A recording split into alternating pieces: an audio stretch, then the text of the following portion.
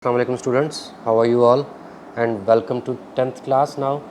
And students, the unit we are going to start is programming techniques. And first of all, I'm going to give you introduction of this programming techniques unit.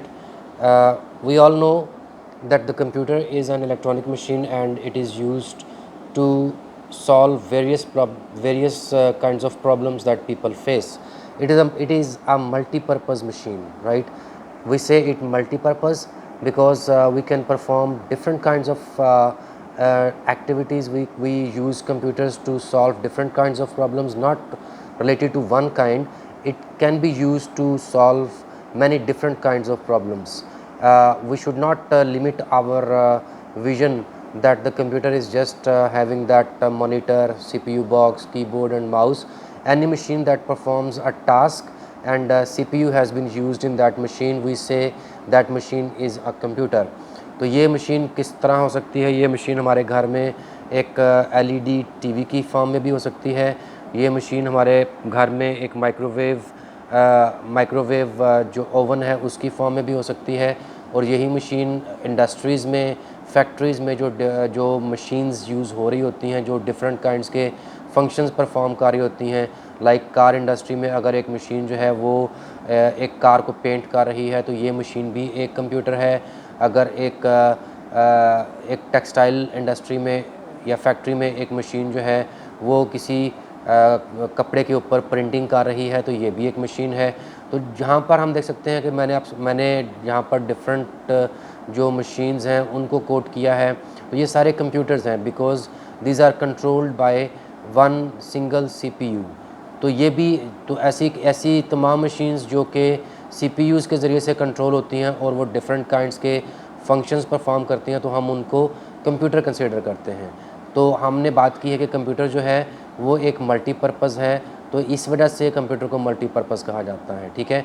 और जब computer एक specific task perform कर रहा होता है, computer first of all आप लोगों को ये जानना चाहिए कि कंप्यूटर जो है ये एक मशीन है. ठीक है.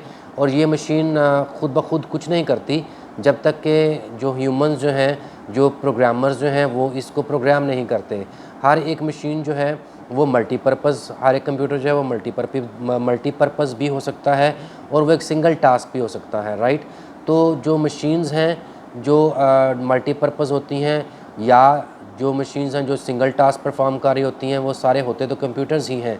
लेकिन आप लोगों को ये बात क्लियर होनी चाहिए कि ये एक मशीन है और मशीन ख़ुद से कुछ भी परफॉर्म नहीं कर सकती जब तक कि उसको वो काम या वो टास्क जिसके लिए उसको बनाया गया है वो टास्क उसके अंदर एक प्रोग्राम की फॉर्म में उसके अंदर शामिल ना किया जाए, हार्डवेयर और सॉफ्टवेयर की फॉर्म में उसके अंदर उस प्रोग्राम को शामिल ना किया जाए, तब तक वो अकेला मशीन जो है वो कुछ भी परफॉर्म नहीं कर सकती. वो हमेशा जो है हार्डवेयर और सॉफ्टवेयर दोनों कंबाइन होकर काम करते हैं तो फिर वो मशीन जो है वो एक स्पेसिफ़िक टास्क परफॉर्म कर रही होती है. ठीक है. तो हम यहाँ पर बात कर रहे हैं कि हमने कंप्यूटर को एक जनरल पर्पज़ मशीन कहा और हमने कंप्यूटर को एक स्पेसिफ़िक पर्पज़ मशीन भी कहा. और ये सारे काम जो हैं ये सॉफ्टवेयर्स की फॉर्म में, प्रोग्राम्स की फॉर्म में मशीन के अंदर जो है वो इंक्लूड किए जाते हैं, तब जाकर जो मशीन है वो एक स्पेसिफ़िक टास्क परफॉर्म करती है. तो यहाँ पर हम जो प्रोग्रामिंग टेक्निक्स की बात कर रहे हैं, इस यूनिट की बात कर रहे हैं, तो प्रोग्रामिंग टेक्निक्स वो टेक्निक्स हैं जिसके ज़रिए से हम उन मशीन को प्रोग्राम करते हैं. उन मशीन को एक स्पेसिफ़िक वे में प्रोग्राम किया जाता है, उनके अंदर एक सॉफ्टवेयर को इंक्लूड किया जाता है. ठीक है. तो तब जाकर वो एक स्पेसिफ़िक फॉर्म जो है एक स्पेसिफ़िक जो टास्क है या जो काम है वो परफॉर्म कर रही होती है.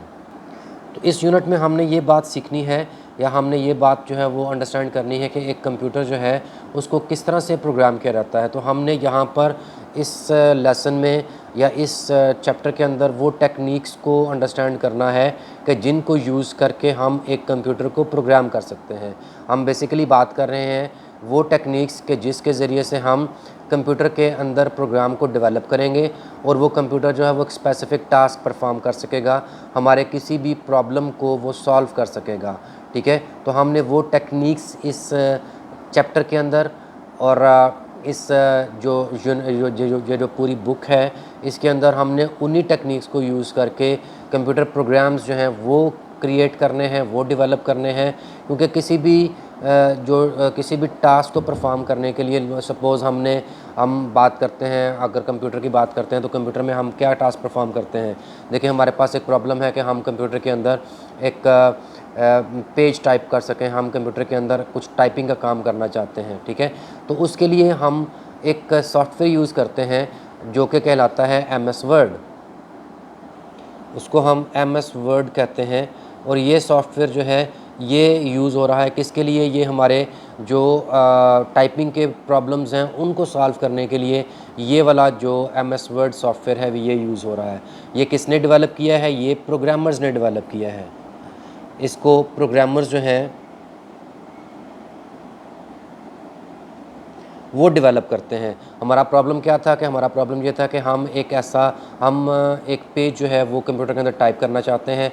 तो वो पेज टाइप करने के लिए उस हमारे इस प्रॉब्लम को सॉल्व करने के लिए जो एक सॉफ्टवेयर हमें प्रोग्रामर्स ने डेवलप करके दिया, दैट वाज माइक्रोसॉफ्ट वर्ड। तो हमारा प्रॉब्लम जो है वो सॉल्व हुआ किसके ज़रिए से, एक सॉफ्टवेयर MS वर्ड एक सॉफ्टवेयर है, इसके ज़रिए से हमारा प्रॉब्लम सॉल्व हुआ।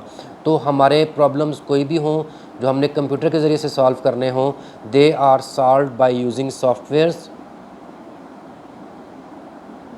And these softwares are developed by programmers, ठीक है। And programmers they use different techniques to solve those problems, ठीक है। तो ये हमने वो टेक्निक्स जिनको हमने यूज़ करके अपने किसी भी प्रॉब्लम को सॉल्व करना है, those techniques are called programming techniques. अब हमने ये जो सॉफ्टवेयर बनाया है ये हमारा एक प्रोग्राम है, ये जो सॉफ्टवेयर है ये हमारा एक प्रोग्राम है, और हमने प्रोग्रामिंग टेक्निक्स को यूज़ करके अपने प्रॉब्लम को सॉल्व करने के लिए वो सॉफ्टवेयर डेवलप किया है, ठीक है। तो हम इस तरह से इस यूनिट के अंदर ये सीखेंगे कि वो प्रोग्रामिंग टेक्निक्स क्या हैं कि जिनको हम यूज़ करके अपने प्रोग्राम्स को डेवलप कर सकते हैं और अपने जो प्रॉब्लम्स हैं उनको हम जो हैं वो उनको हम सॉल्व कर सकते हैं यूजिंग डिफरेंट प्रोग्राम्स।